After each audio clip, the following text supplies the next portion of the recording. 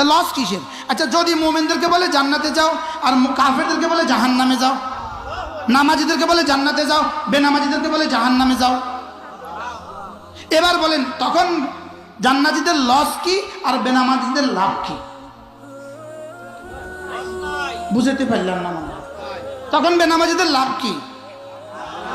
জোরে বলেন। আচ্ছা তখন তুমি কি করবা? তখন ফেসবুকে স্ট্যাটাস দিবা, হ্যাঁ, অথবা হুজুর থেকে মাইক লিয়ে হুজুরের একটু বকা দিয়ে দিবা। বলেন এখন তো সুন্দর সুবিধা আছে, যেহেতু হুজুর থেকে মাইক লিয়ে হুজুরের কথাটাকে আপনি মিথ্যে বলেছেন বলে দেওয়া সহজ।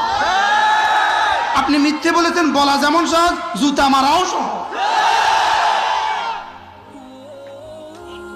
কি আপনি মিথ্যে বলেছেন বলা যেমন সহজ, বলেন জুতা মারাও কি সহজ।